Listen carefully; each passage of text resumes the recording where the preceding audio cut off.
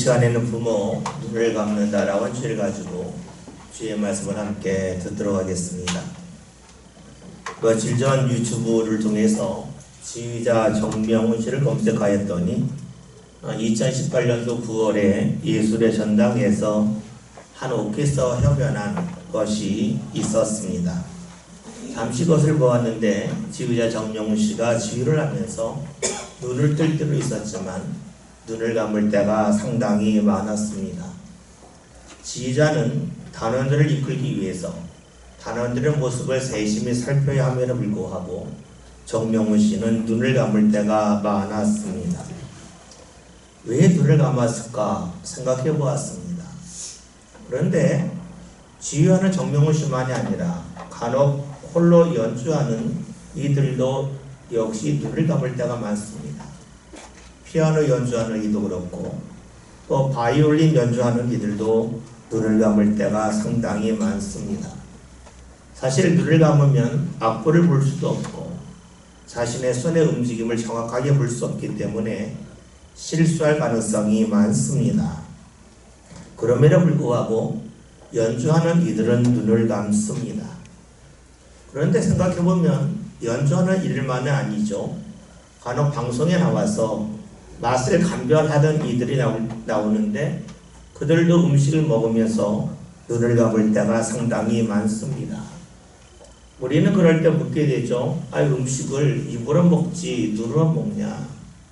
음식을 먹을 때 입으로 먹는다면 눈을 감는 행위는 전혀 불필요한 행위인데 왜 그런 일을 하는가라고 물을 수가 있습니다. 여러분 그렇죠? 음식은 분명 입으로 먹는데 왜 감별사들이 음식을 먹을 때에 눈을 감겠습니까? 이에 대한 궁금증을 가진 한 인지심리학자가 있습니다. 그가 왜 사람들이 중요한 순간에 눈을 감는지에 대하여 실험을 해보았습니다. 그는 여러 사람을 불러놓고 그 참가자들에게 실험을 하면서 손에 진동기를 주어줬습니다. 그리고 이 손에 진동기를 주어주고 어른 낱말을 보여주면서 그 낱말을 기억하게 했습니다. 이 진동기의 진동에 변화를 주었습니다. 진동을 많이 줄 때가 있었고 진동을 조금 줄 때가 있었습니다.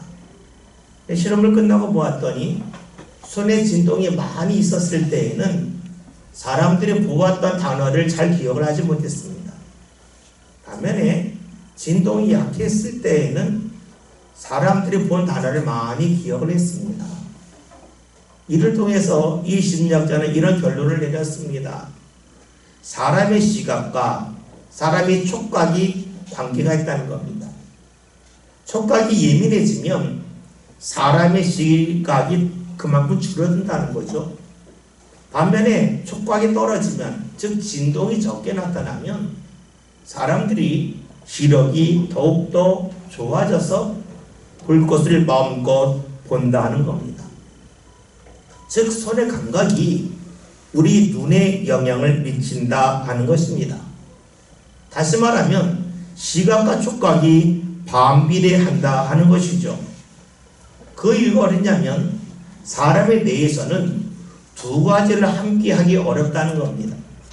두 가지를 동시에 할 때에 한 곳에 집중할 수 없기 때문에 그만큼 한 부분에서 능력이 떨어진다 하는 것입니다.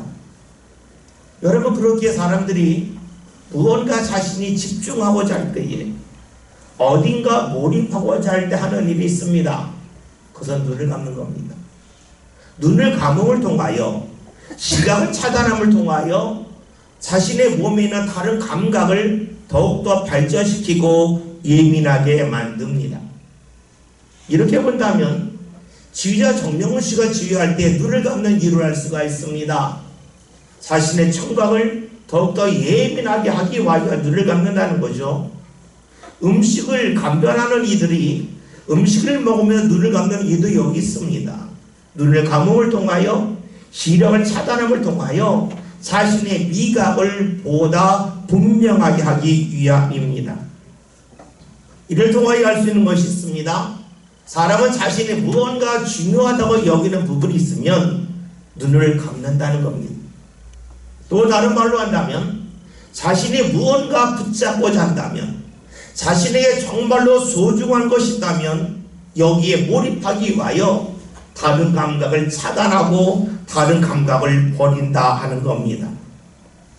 만약에 눈을 감지 않는다면 자신의 이 시각적인 감각을 차단하지 않으면 어떻게 될까요?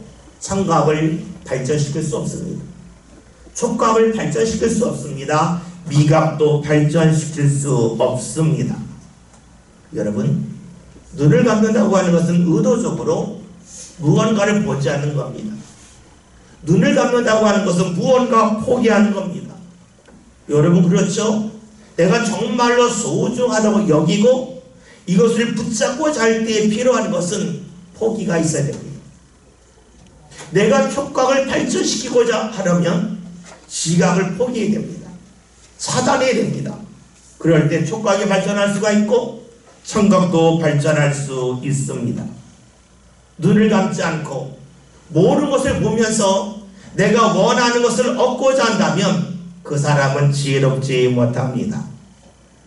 시 중에 나무의 시라고 하는 제목의 시가 있습니다. 이 시에 이런 글귀가 있습니다. 나무에 대한 시를 쓰려면 먼저 눈을 감고 나무가 되어야지. 너의 전생애가 나무처럼 흔들려야지 하는 시입니다. 이 시에서 시와 나무가 나옵니다. 그런데 이 시에서 시와 나무는 그냥 시와 나무를 말하는 것이 아닙니다. 이 시에서 시라고 하는 것과 나무라고 하는 것이 있는데 그것은 무엇을 말하겠습니까? 그것은 자신이 사랑하는 대상을 말합니다. 내가 누군가를 사랑하려면 나에게 필요한 것이 있는데 바로 눈을 감는 거라는 겁니다.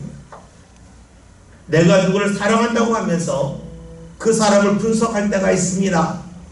아, 이 사람은 이런 부분에서 장점이 있고 이런 사람은 이 부분에서 정말로 단점이 있다고 분석할 때가 있습니다. 그런데 여러분, 분석하기 시작하면 사랑할 수 없습니다. 사랑하려면 눈을 감아야 합니다. 사랑한다고 하면서 눈을 뜨면 사랑할 수 없습니다.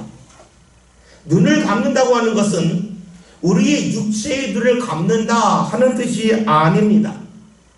사랑하기 때문에 눈을 감는다고 하는 것은 상대의 잘못된 부분을 알면서도 그 부분에 대해 눈을 감는다 하는 것을 말합니다. 알면서도 모른 척하는 것을 말합니다. 아니, 잘못된 것을 알기 때문에 의도적으로 자신의 마음과 생각에서 그 부분을 지워나가야만 사랑할 수 있습니다. 여러분, 그렇잖아요. 누군가를 보면서 그 사람이 나에게 행하였던 과거의 일들을 다 떠올린다면 어찌 그 사람을 사랑할 수 있겠습니까? 내가 누군가를 사랑한다고 하면서 그 사람이 과거에 행하였던 나에게 주었던 상처를 계속해서 떠올린다면 사랑할 수 없습니다. 사랑은 눈 감을 때 할 수 있습니다. 이 말을 좀 더 다르게 본다면 사랑하면 할수록 눈 감는 부분이 늘어납니다. 눈 감는 이유는 상대의 잘못을 지우기 위해서입니다. 상대의 잘못을 덮기 위함입니다. 그런데 사랑을 해서 눈을 감는 것은 상대에 대해서만 눈을 감는 것은 아닙니다. 사랑을 해서 눈을 감을 때에는 자신을 향해서도 눈을 감습니다.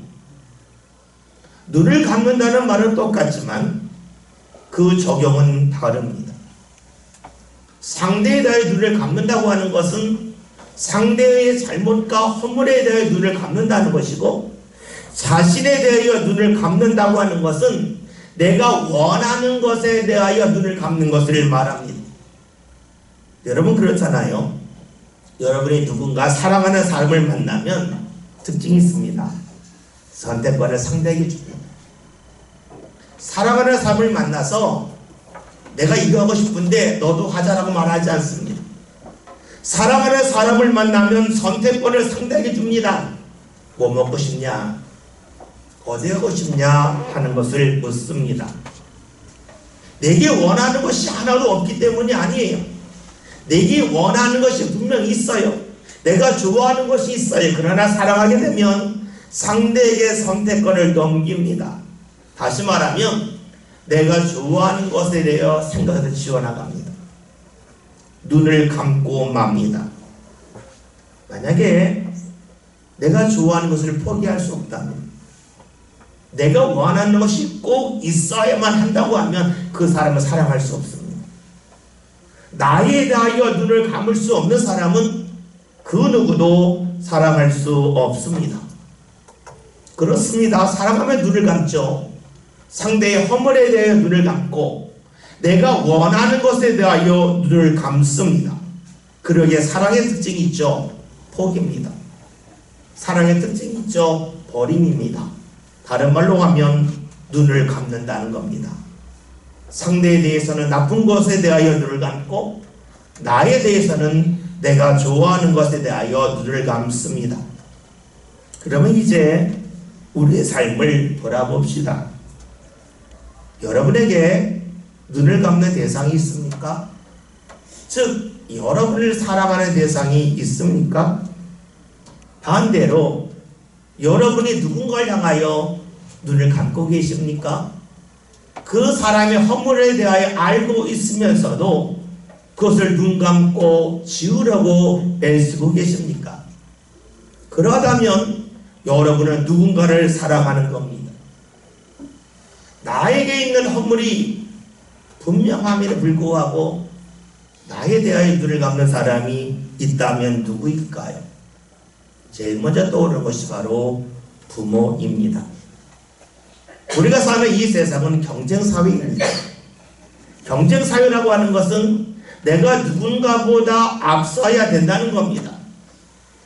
달리 말하면 누군가 넘어지는 것이 내가 경쟁에서 우위에 있을 수 있는 하나의 요소이기도 합니다. 그래서 사람들은 나를 바라볼 때 어떻게 봅니까? 나에게 어떤 허물과 약점이 있는가 눈을 부릅뜨고 봅니다. 그래야 나보다 앞설 수 있기 때문입니다. 그런데 부모는 다르지요. 부모의 특징은 자녀의 허물을 이 세상 그 누구보다 많이 알고 있습니다. 어떤 허물이 있는지 너무 많이 압니다. 그러나 그 부분에 대하여 눈을 감습니다. 어지간하면 말을 하지 않습니다. 왜 그럴까요? 사랑하기 때문입니다. 부모는 자녀와 함께 있을 때에 본인이 원하는 게 있어요. 그러나 이것을 포기합니다. 나에 대하여 눈을 감습니다. 그 위가 어디 있습니까? 사랑하기 때문입니다. 오늘 성경에서는 이러한 사랑의 마음을 갖고 등장하는 사람이 나옵니다. 오늘 본문에 있는 말씀 21절부터 23절에 있는 말씀을 함께 보겠습니다. 그 사람 여호와와 그의 온 집이 여호와께 내년제와 성원제를 드리러 올라갈 때에 오직 하나는 올라가지 아니하고 그의 남편에게 이르되 아이를 젖대거든 내가 그를 데리고 가서 여호와 앞에 뵙게하고 거기에 영원히 있게 하리라 하니 그의 남편 엘가나가 그에게 이르되 그의 소견에 좋은 대로 하여 그를 젖대기까지 기다리라. 오직 여호와께서 그의 말씀대로 이루시기를 원하노라 하니라. 이에 그 여자가 그의 아들을 양육하며 그가 젖대기까지 기다리다가. 아멘. 말씀을 보면 엘가나라고 하는 남편이 나오고 한나라고 하는 아내가 나옵니다. 그리고 어린아이가 등장하는데 그 이름은 사무엘입니다. 여러분, 우리가 이 말씀에 대해서는 익히 알고 있습니다. 우리가 읽은 본문 말씀 앞에 있는 말씀을 보면 어떤 말씀이 나오냐면 한나라고 하는 여인이 자녀가 없었습니다. 그래서 하나님 앞에 기도할 하나님, 나에게 자녀를 주시면 내 자녀를 하나님 앞에 드리겠습니다 라고 기도했습니다. 한나의 기도가 좀 이상하지 않습니까? 아들을 낳은 후에 하나님께 드리려면 뭐하러 달라고 할까 하는 생각이 듭니다. 그렇죠. 세상에서 가장 치사한 사람이 줬다 뺏어가는 사람이라고 그러죠. 그러면 한나의 입장에서도 하나님 앞에 하나님 자녀 주셨다가 제가 드리겠습니다, 주셨다 뺏어가셔도 됩니다 하는 그런 마음입니다. 한나의 기도가 좀 이상합니다. 왜 한나가 그렇게 기도했겠습니까? 그 이유는 아주 단순합니다. 그는 자신에게 아들이 없다고 하는 것을 하나님의 은혜의 자리에서 밀려났다고 생각했습니다. 내게 자녀가 없다고 하는 것은 혹시 하나님이 나를 멀리하신 것은 아닐까 하는 그런 신앙적인 두려움이 있었습니다. 그러니까 하나님이 나에게 자녀 주심을 통하여 하나님이 나를 멀리하지 않는다고 하는, 나를 버리시지 않았다고 하는 것을 제가 확인하고 싶습니다 하는 마음을 갖고 하나님 앞에 아들을 달라고 기도했습니다. 사실 아들 낳기 위하여 얼마나 많은 방법을 동원했겠습니까? 수많은 사람을 만나면서 어떻게 하면 아이를 낳을 수 있는지 알아보았을 겁니다.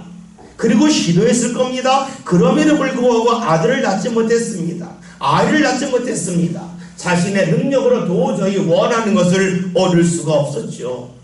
그런데 하나님 앞에 간절히 기도하는 가운데 사람의 힘으로 할 수 없는 일을 하나님께서 그에게 행하게 하셨습니다. 바로 아들을 낳은 겁니다. 그 아들의 이름이 사무엘입니다. 우리가 이거 지금 말씀을 보면 남편인 엘가나와 그의 온 식구가 하나님 앞에 매년 제사를 드리러 올라갔습니다. 당시 엘가나와 한나가 살던 지역이 라마다임 소빔입니다. 그리고 하나님의 전이 있던 곳은 실로입니다. 약 32km 정도 떨어져 있습니다. 그 거리를 매년 하나님 앞에 예배하러 갔습니다. 그런데 우리가 읽었던 말씀을 보면 한나는 사무엘에 태어난 후에 젖먹이는 동안에 그곳에 가지 아니합니다. 우리는 말씀을 보면서 한나가 달라진 것은 아닐까라고 하는 질문을 할 수가 있습니다. 아들을 낳기 전에는 하나님을 가까이 했는데 정작 자신이 원하는 것을 하나님의 은혜 가운데 얻은 후에는 하나님을 가까이 하지 않는 모습으로 보이기 때문입니다. 여러분, 우리 이러한 한나의 모습을 보면서 그의 신앙이 변질된 것은 아닐까라고 생각할 수도 있습니다. 생각해 봅시다. 지금 한나가 살던 시대는 지금부터 약 3100년 전입니다. 3100년 전에 길이 좋지 않은 그 포장되지 않는 길을 32km 정도 가려면 최소한 2일이 걸립니다. 왕복 나흘이 걸립니다. 제사까지 지낸다면 5일 내지 6일, 즉 거의 일주일이 걸릴 겁니다. 그런데 하나는 그 일주일 되는 거리를 왔다 갔다 하지 아니합니다. 하나님을 멀리 했기 때문이겠습니까? 그러하지 않습니다.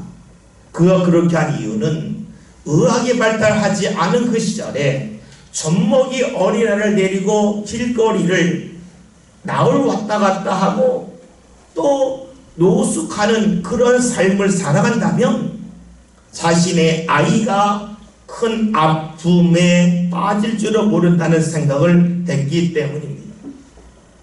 하나는 하나님을 가까이 하는 것이 삶의 습관이었습니다. 늘 그렇게 살아왔습니다. 그런데 어린 아이, 젖먹이가 있을 때는 그렇게 하지 않습니다. 하나님 앞에 가고 싶은데 가지 아니합니다. 자신의 삶의 습관을 더 이상 이어가지 않습니다. 자신의 삶의 습관에서 벗어납니다. 내가 하고 싶은 일을 하지 않습니다. 즉 눈을 감습니다.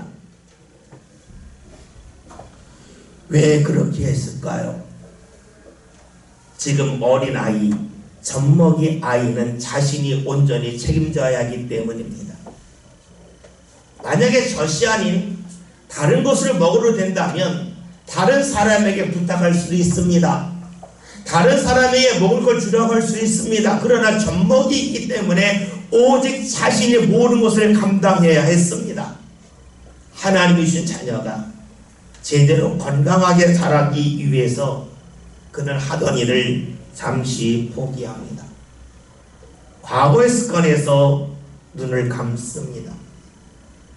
우리 이러한 한나의 모습을 보면서 그가 정말로 하나님을 가까이 하고자 했기 때문에 그러했는가? 아니면 젖먹이 아이를 구실을 삼아서 하나님을 가까이 하지 않았는가? 이것을 구별하기 어렵습니다. 그러나 시간이 지나면 모든 것이 드러나죠. 오늘 말씀 24절 함께 보겠습니다. 수소 생활과 밀가루 한 대가와 포도주 한 가죽배를 가지고 실로 여호와의 집에 나아갔는데 아이가 어리다. 아멘. 말씀을 보면 젖된 후에 한나는 자신의 어린아이를 데리고 하나님의 집 여호와의 집이 있는 실로로 갑니다. 무엇을 말하겠습니까? 어린 아이가 움직일 수 있게 되니까 가는 겁니다. 말씀을 보면 젖된 후라고 했습니다. 학자들의 견해에 의하면 지금처럼 많은 음식 이유식이 나오기 전에 젖을 먹임에 있어서 최소한 2년을 먹였다 합니다. 그리고 오래 먹이는 사람은 7년을 먹기 때문입니다. 왜냐하면 어린아이에게 줄 음식이 별로 없기 때문에 부모가 소화시켜서 젖을 통하여 어린아이에 공급하기 위해서 이가 나서 젖을 물으면 아픔에도 불구하고 7년까지 젖을 먹였다 합니다. 그러니까 지금 사무엘의 나이를 우리가 정확하게 알 수는 없겠지만 최소한 5살에서 7살 정도 되지 않았을까라고 추측할 수가 있습니다. 지금 한나는 젖먹이 어린아이가 젖을 떼자마자 하나님 앞에 갑니다. 그리고 하나님의 집에 가서 제사장을 만나 이렇게 이야기를 하죠. 25절부터 27절에 있는 말씀을 보겠습니다. 그들이 수소를 잡고 아이를 들고 엘리에 가서 한나가 이르되 내 주여 당신의 사심으로 맹세하노라. 나는 여기서 내 주 당신 곁에 서서 여호와께 기도하던 여자라. 이 아이를 위하여 내가 기도하였더니 내가 구하여 기도한 바를 여호와께서 내게 허락하신지라. 아멘. 한나가 지금 제사장 엘리에게 말을 합니다. 말을 하는데 이 아이는 하나님 앞에 내가 기도해서 얻은 자녀라라고 말을 합니다. 한나는 지금 어린아이를 데리고 가서 제가 이 어린아이를 위하여 얼마나 많은 수고했는지 아십니까? 라고 말하지 않습니다. 자신의 가족들이 매년 하나님 앞에 제사를 하기 위하여 일주일 이상 집을 비웠을 때에 홀로 어린아이를 키운 곳에 대하여 전혀 말을 하지 않습니다.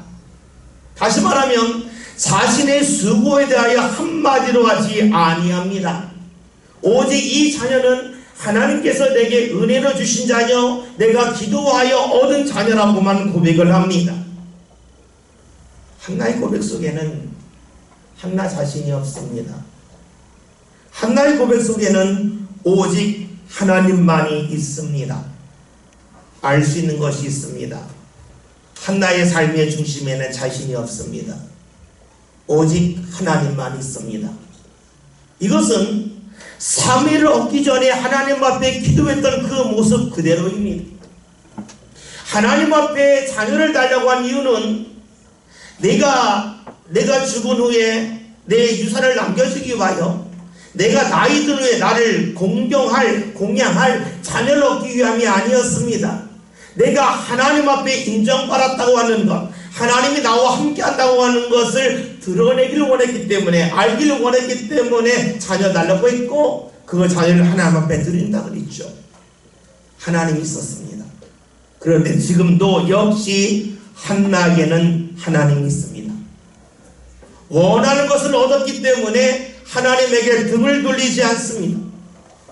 많은 이들이 하나님 앞에 기도하고 내가 원하는 것을 얻으면 하나님 앞에 등을 둘 때가 많습니다.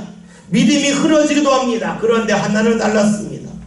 하나님의 은혜를 받고 오히려 그의 믿음이 굳건해졌습니다. 하나님의 은혜를 기억했기 때문이죠.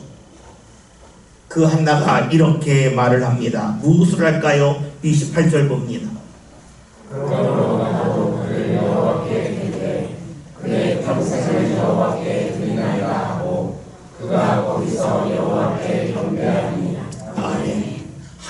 기도한 대로 사무엘을 하나님 앞에 드립니다. 왜 좀 냉정해 볼 것이 있어요. 사무엘이 하나님 앞에 기도할 때에 아들을 주시면 하나님께 드린다 그랬습니다. 근데 언제 드린다고 하진 않았어요. 다시 말하면 1살 때 드릴지 10살 때 드릴지 20살 때 드릴지 말하지 않았습니다. 그런데 지금 드립니다. 자녀를 키워본 분은 다 아시죠? 자녀들이 젖을 뗀 후에 제일 재밌습니다. 심부름도 하고 같이 말도 하고 같이 다니기도 하고 가장 예쁠 때입니다. 그런데 한나는 그 예쁜 자녀를 하나님 앞에 드립니다. 왜 그랬을까요? 육아에 시달려서 자녀와 함께 있는 것이 너무나 힘들어서 포기하다시피 하며 하나님께 드린 것이겠습니까? 그러하지 않습니다. 하나는 자녀가 사랑스럽지만 자녀를 하나님 앞에 드립니다. 달리 말하면 하나님 앞에 맡깁니다. 왜 하나님 앞에 맡길까요? 하나는 아는 것이 있습니다. 자신의 아들 사무엘이 태어난 것은 사람이 생각할 수 없는 일이었습니다. 한나는 원래 아이를 낳지 못했습니다. 사람이 아무리 힘쓴다 한들 아이를 낳을 수 없습니다. 그런데 사람이 할 수 없는 것을 하나님이 행하셨음을 그는 경험했습니다. 그러면 세상에 나올 때에 사람이 할 수 없는 것을 하나님이 행하셨다면 그 어린 생명이 이 세상에 나온 후에 그의 앞길을 사람이 인도할 수 없다 할지라도 하나님을 인도하신다고 하는 믿음이 그에게 있지 않았겠습니까? 그러니까 그는 자녀를 하나님 앞에 맡깁니다. 하나님 앞에 맡긴다고 하는 것은 포기함이 아닙니다. 하나님 앞에 맡긴다고 하면 한나가 사무엘이 태어나기 전에 하나님 앞에 기도했듯이, 그래서 자신의 삶을 인도해달라고 간구했듯이, 사무엘은 지금 자신의 아들 사무엘의 앞날도 하나님이 인도하시고 이끌어 주시길 소망하며 기도하고 있습니다. 기도한다고 하는 것은 다른 말로 하면 눈을 감고 구하는 겁니다. 우리가 기도할 때 눈을 감습니까? 눈을 뜨면 너무나 많은 방법이 보여요. 눈을 뜨면 너무나 많은 생각이 들어와요. 내가 할 수 있는 일, 내가 주위에서 만나는 사람 중에 나를 도울 사람 너무 많이 보여요. 눈을 감습니다. 눈을 감는 것은 하나님이 그토록 소중하기 때문입니다. 여러분, 우리가 소중함을 얻기 위해서는 눈을 감습니다. 포기합니다. 기도가 바로 그러합니다. 기도는 눈을 감는 겁니다. 나의 능력에 대해 눈을 감는 거요. 내가 볼 때 여기에 전망이 있다 생각하는 부분에 눈을 감는 겁니다. 하나님의 인도함을 소망하는 것이 바로 기도입니다. 지금 한나는 눈을 감습니다. 하나님 앞에 자신의 자녀를 맡깁니다. 자녀를 사랑하기 때문입니다. 여러분, 부모의 특징이 있습니다. 눈을 감는 데 있습니다. 자녀의 허물에 대하여, 부족함에 대하여 눈을 감습니다. 그리고 내가 하고 싶은 것에 대하여 눈을 감습니다. 그리고 또 눈을 감습니다. 하나님의 인도함이 나타나길 소망하며 기도하기 위하여 눈을 감습니다. 만약에 부모가 눈을 뜬다면, 자녀의 허물에 대하여 불을 켜고 본다면, 내가 원하는 것에 관심을 갖고 거기에 집중한다면, 그리고 내가 볼 때에 이 일이 전망이 있다고 세상에 눈을 뜬다면 그 부모는 아름다운 부모로 서기 어렵습니다. 정말 부모라면 눈을 감습니다. 자녀의 부족함에 대하여, 내가 원하는 것에 대하여, 그리고 하나님의 인도함을 소망하며 눈을 감습니다. 근데 여러분, 이렇게 생각해 보니 우리가 이 세상에 부모로 살아가며 눈을 감지만 모든 부모가 사람인지라 부모에게 한계가 있음을 우리는 압니다. 어떻게 살아야만 합니다. 눈을 감아야만 합니다. 그러나 마음을 원이지만 우리는 때로는 나의 감정이 끌려서 또 때로는 나의 삶이 너무나 힘들어서 눈을 감지 못하고 눈을 뜰 때가 상당히 많이 있습니다. 그런데 우리에게 정말로 눈을 감는 분이 계십니다. 바로 하나님이십니다. 우리가 왜 하나님을 아버지라고 고백합니까? 하나님이 우리를 사랑하셔서 우리를 향하여 눈을 감기 때문입니다. 우리가 알잖아요. 다른 사람이 나를 향하여 뭐라고 평을 할지 모르지만 나는 나를 알아요. 내가 다른 삶을 얼마나 시기하는지, 미워하는지, 때로는 악한 생각을 갖고 있는지 나는 알고 있습니다. 이 세상에 죄인이 아닌 사람이 어디 있겠습니까? 그런데 하나님께서는 우리가 죄를 범했음에도 불구하고 우리를 포기하지 않으십니다. 우리를 사랑하십니다. 우리가 선하기 때문에 우리를 통하여 무엇도 얻을 것이 있어서 사랑하는 것이 아닙니다. 죄인임에도 불구하고 우리를 사랑하십니다. 그러나 하나님에게도 한계가 있죠. 하나님은 의로우신 분이라 죄를 가까이 할 수 없습니다. 사랑하는데 가까이 할 수 없습니다. 여러분, 사랑하는 대상이 있는데 가까이 할 수 없다면 어떻게 할 수 있겠습니까? 우리는 나의 능력이 안 된다고 포기하지 않겠습니까? 그러나 하나님은 그렇게 하지 않으셨습니다. 하나님은 사람을 사랑하기 때문에 사람의 죄의 문제를 사람이 해결할 수 없음을 아시고 하나님이 직접 해결하고자 하십니다. 그것이 바로 하나님이 사람의 몸을 입고 이 세상에 오시는 길입니다. 바로 예수님이 세상에 오셔서 십자가의 달림을 통하여 우리의 죄를 대신 지셨습니다. 죄를 대신 지신 이유는 간단하죠. 우리의 죄를 하나님이 보고 싶지 않았습니다. 우리의 죄에 대하여 눈 감고 싶기 때문입니다. 우리가 죄인이지만 우리를 사랑하시는 주님께서 우리의 죄에 대하여 눈 감기 위하여 하신 일이 무엇입니까? 예수님이 세상에 오셔서 십자가를 지심을 통하여 우리의 죄를 가리워 주신 일입니다. 하나님이 무엇을 하십니까? 눈을 가리십니다. 눈을 가리기 위해 한 일이 무엇입니까? 아들 예수가 십자가에 죽는 겁니다. 예수님이 자신의 삶을 포기하고 버리는 것이었습니다. 이를 통하여 우리를 받아주십니다. 우리가 왜 하나님은 사랑이라고 고백을 합니까? 그 이유는 하나님께서 우리에게 허물이 있음에도 불구하고 많은 죄가 있음에도 불구하고 하나님이 그거에 대해 눈을 감으시기 때문입니다. 사람보다 하나님의 눈이 밝죠. 하나님 모든 것을 아시죠. 다시 말하면 그 어떤 사람을 대하든 그 사람에게는 죄 허물을 다 아십니다. 그러나 사랑하시기 때문에 거기에 눈을 감습니다. 하나님이 사랑이라고 고백하는 이유는 하나님이 우리를 향하여 눈을 감으시기 때문입니다. 그리고 그 눈 감는 이유는 우리를 품고 우리 앞길을 인도하시기 위함입니다. 이렇게 보니 우리의 삶 가운데 하나님을 아버지라고 고백하는 이유는 분명합니다. 하나님은 그 어떤 사람도 제외하지 아니하시고 그 사람의 허물에 대하여 눈을 감고 그를 품으시기 때문이죠. 오늘 우리가 이 세상을 살면서 부모로서 무엇을 해야 할지 압니다. 그러나 사람인지라 지칩니다. 때로는 부모의 자리가 어떤 자리인지 알면서도 그 자리를 외면하고 싶을 때가 상당히 많습니다. 그런 우리에게 하나님이 계십니다. 우리를 받으시고 우리에 대해 눈을 감으시는 하나님이 계십니다.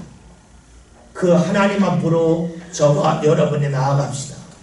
그리고 그 하나님의 사랑이 우리 삶 가운데 사고도 넘쳐서 우리의 지침에서 우리의 피곤함에서 벗어날 수 있도록 인도하여 주시는 주의 손길이 저와 여러분들 삶 가운데 가득히 나타나길 바랍니다. 오늘 말씀 제목이 부모 눈을 감는다입니다. 부모는 눈을 감습니다. 자녀의 허물에 대해 눈을 감고, 그리고 내가 하고 싶은 것에 눈을 감고, 자녀의 앞길을 하나님 앞에 맡기기 위하여 눈을 감습니다. 이 자리에 참여한 모든 믿음의 성도들이 이런 부모의 길을 걸어갑시다. 그러나 우리가 약하기에 그 약함 때문에 쓰러질 때가 있지만 하나님 아버지의 사랑이 우리 삶 가운데 나타나기를 소망하며 그 하나님을 가까이 하여 주의 사랑이 우리의 삶을 책으로 남는 역사가 삶 가운데 나타나길 바랍니다. 주의 사랑이 우리 삶 가운데 흘러넘치기 때문에 우리도 사랑할 수 있는 부모, 자녀의 허물에 대하여 눈을 감을 수 있고, 내가 원하는 것에 대하여서도 눈을 감을 수가 있고, 그리고 나의 능력이 한계를 하기 때문에 하나님 앞에 앞길을 맡기며 기도할 수 있는 모든 성도를 다 될 수 있기를 주의 이름으로 기도합니다.